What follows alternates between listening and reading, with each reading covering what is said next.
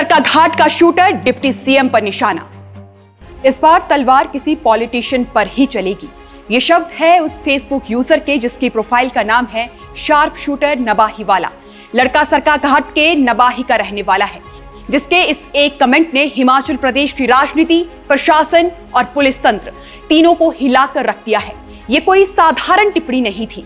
ये बात सीधे हिमाचल के डिप्टी सीएम मुकेश अग्निहोत्री और गगरेट के विधायक राकेश कालिया के खिलाफ की गई और इसे परोक्ष हत्या की धमकी माना गया।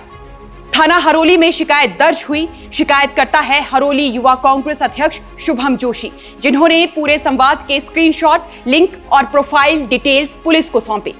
पोस्ट एक पुरानी गिरफ्तारी से जुड़ी थी, जिसमें लिखा गया था, अभी अभी अमरीश राणा को गगरेट पुलिस ने गिरफ्तार किया है। उस पोस्ट के नीचे कमेंट आया, जनता दोबारा तलवार की मांग कर रही है। और फिर वही जवाब, इस बार तलवार किसी पॉलिटिशियन पर ही चलेगी। जब पूछा गया क्यों, किस जुर्म में, तो जवाब मिला वो डिप्टी सीएम और राकेश कालिया जाने। अब सवाल ये है कि क्या ये सिर्फ एक भावनात्मक गुस्से में किया गया बयान है, या इसके पीछे सोची समझी रणनीति, सियासी बौखलाहट, या फिर कोई पुराना संबंध और टूटी हुई उम्मीद काम कर रही है। क्योंकि पोस्ट का संदर्भ एक ऐसे शख्स से जुड़ा है जिसका नाम हिमाचल की राजनीति और आपराधिक घटनाओं में पहले भी सामने आता रहा है, और वो नाम है अमरीश राणा का।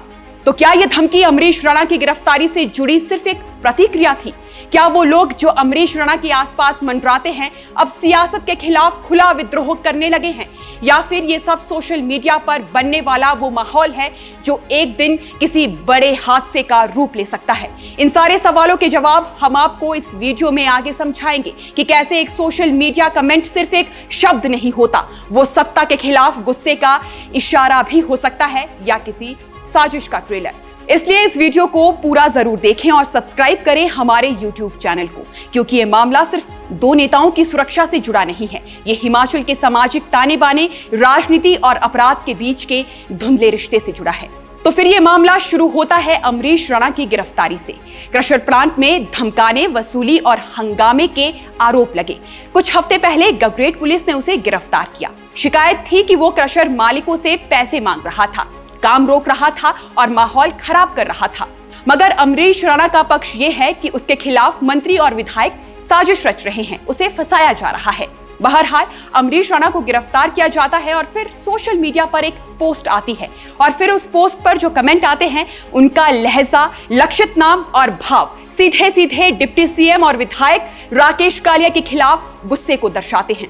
और यहीं से बात गंभीर हो जाती है, क्योंकि पोस्ट करने वाला सिर्फ कोई ट्रोलर नहीं, बल्कि एक ऐसा युवा है जिसकी फेसबुक प्रोफाइल में कांग्रेस नेताओं के साथ फोटो हैं और जो सरकाघाट के पास नबाही गांव का बताया जा रहा है। प्रोफाइल का नाम है शार्प शूटर नबाही वाला। अब आप सोचिए, अगर कोई फेसबुक पर तलवार की धमकी देता है, सीधे उप मुख्यमंत्री का नाम लेता है और कहता है कि वो जानते हैं क्यों, तो क्या उसे हम नजरअंदाज कर सकते हैं? पुलिस ने नहीं किया।